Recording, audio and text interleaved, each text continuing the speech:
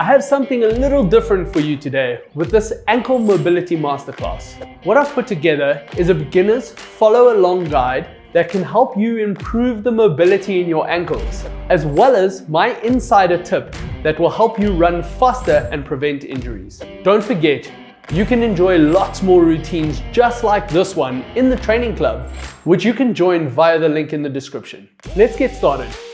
Before going through this routine, let's understand why it's important to do and what good ankle mobility actually is. Ankle mobility refers to the mobility around the ankle joint as well as the tendons and ligaments. The movement of your ankle works in 4 different planes of movement.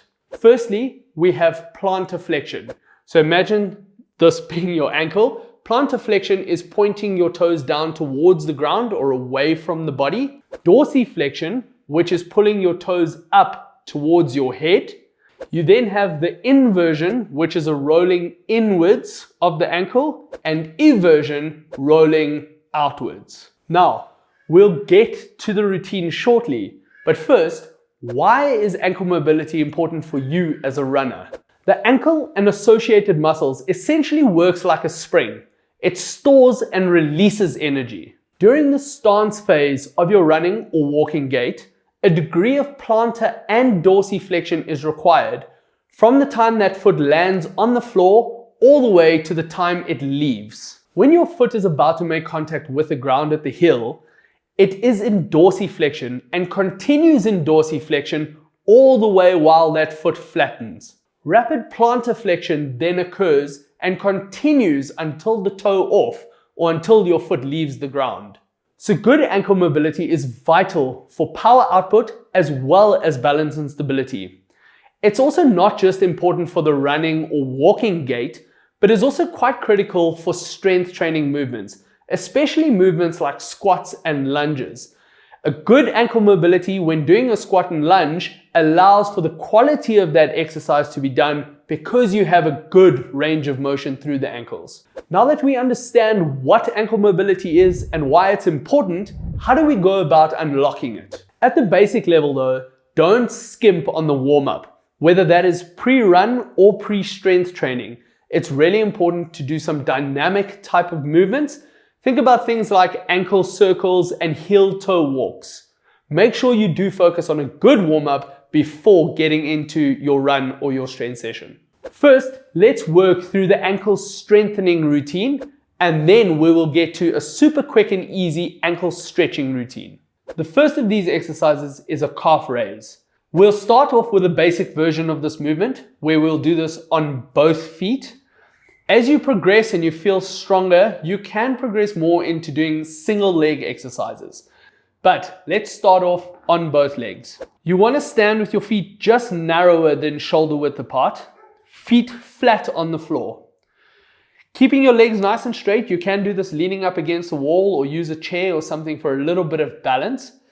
Really what you want to do is just drive up high onto your toes, as high as you possibly can. Hold it for a second and then release slowly back down to the floor. It's important here that you don't just flop and relax down to the floor. You really want to drive up nice and high onto those toes, hold it there for a second, and then ease yourself back down until your heel makes contact with the ground. As you start progressing through this movement as well, and you feel that you've got a little bit more range of motion, you can lean up against that wall a little bit more, so more of an aggressive angle instead of standing upright. The second of these mobility exercises is a heel drop. You want to do this on a small box or even up on a step. Again, placing both feet on the step, this time just behind the ball of your foot. So it's almost the ball of your foot and the toes up on the step, and you want to leave the back half of your foot off that step.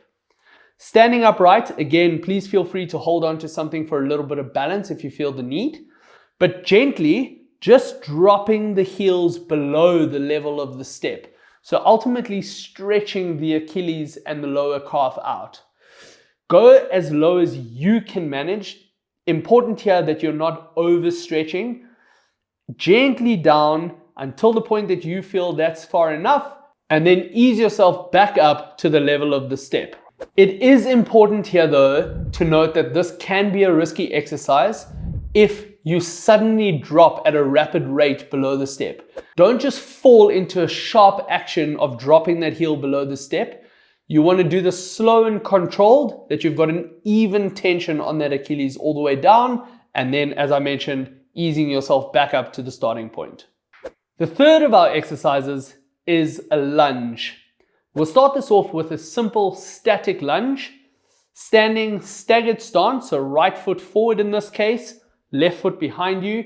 Make sure that both feet are pointing forward. It's important here that we're trying to keep the front foot in particular flat on the floor. Your stance needs to be wide enough apart that when you do lunge downwards, both knees come to a 90-degree angle. Very often I find that people's stance is too close and their back knee is almost touching their front heel.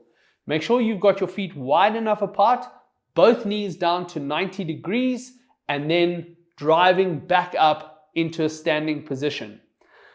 Really focus on a downward and upward movement rather than shifting your body weight forward and putting too much weight over the front leg. These can be done all on one side before then alternating and doing the lunge on the other side.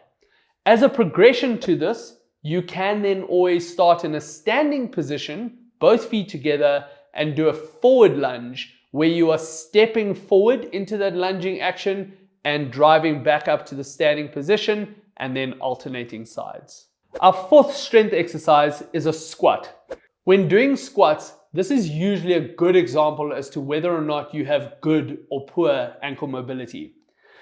Starting off, you want to have your feet positioned just wider than your shoulder width apart. Making sure always standing up nice and tall with your shoulders back, pushing your chest out. The squat again is much like the lunge, a downward motion. So trying to keep your body upright and your torso upright, shift your bum backwards, weight into your heels, and squat nice and low or as low as you can manage. It is important here that if you are tight around the ankles, you might find that your heel wants to raise up off the floor slightly. So you want to come up onto your toes. That point is where you need to stop the range of motion. Really focus on keeping those heels down on the ground and shifting your weight back into your heels a little bit. So pushing your bum backwards. The minute you find you're coming up onto your toes, as I mentioned, that is your range of motion, and then drive upwards into that standing position at the start again. If you do struggle with that mobility around the ankles, I'm happy for you to stand with your feet maybe a little bit wider and see if that helps. As a regression, you could also find some very thin weight plates or maybe 1 or 2 magazines that you can pop your heels up on that will then allow you to get more range of motion into the squat. And as you start improving your squat motion, as you start improving your ankle mobility, you can take those magazines out from underneath your heels, again, forcing the weight into the ground. Next up is our banded ankle flexion. This one you want to be seated on the floor with your legs straight out in front of you. You are going to need a resistance band, and you're going to place the resistance band around 1 foot. We'll do 1 foot at a time. Place the resistance band around your toes or the ball of your foot. Make sure there's always tension on that resistance band, and slowly you want to push your foot away from you, so into that plantar flexion movement. Hold it there for a second against the resistance of the band, and then slowly returning as far back as you can into that dorsiflexion, so toes up towards your head. Make sure there is always resistance on that band though. You also don't want the resistance band to be doing the work, in the sense that once you've finished pointing your toes into the plantar flexion, that you suddenly just snap back into the starting position. Make sure it's a slow controlled movement forward and a slow controlled movement as far back as you can. As your ankle mobility improves, you will get more range of motion with this. You can also progress this using a heavier resistance band. If, however, you don't have access to a resistance band, you can still do the exact same motion and the same plantar and dorsiflexion just to focus on the mobility of the ankle, obviously without having the resistance working against you. Now for a super quick and actually quite simple stretch routine for you to stretch out those ankles. This stretch is a standing calf stretch. We are going to break this into two different types of movements. First up is going to be a straight leg movement. So you want to stand up against the wall, you can stand up against a pole, whatever you have access to. And you want to place your foot or your toes as high up onto the wall as you possibly can with your heel on the ground.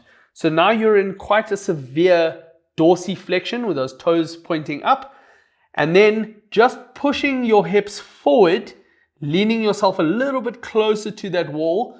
You will actually feel the stretch a little bit higher into the calf, possibly even behind the knee just a little bit. The second movement will then be to bend at the knee. So exactly the same movement where we're still standing in that dorsiflexion position, foot or toes up against the wall, but then just bending your knee and driving that knee a little bit towards the wall. By doing this, you'll feel the stretch change from behind the knee or higher calf actually down more towards the Achilles and the lower calf. My special insider tip for runners is like tuning the strings of a guitar before a concert. Just like each of those guitar strings needs to be individually finely tuned to produce harmonious music, the foot muscles need to be strengthened and balanced to ensure a smooth and efficient run. To achieve this, runners need to engage in foot core exercises on a weekly basis. Click on this video to discover a straightforward foot core routine.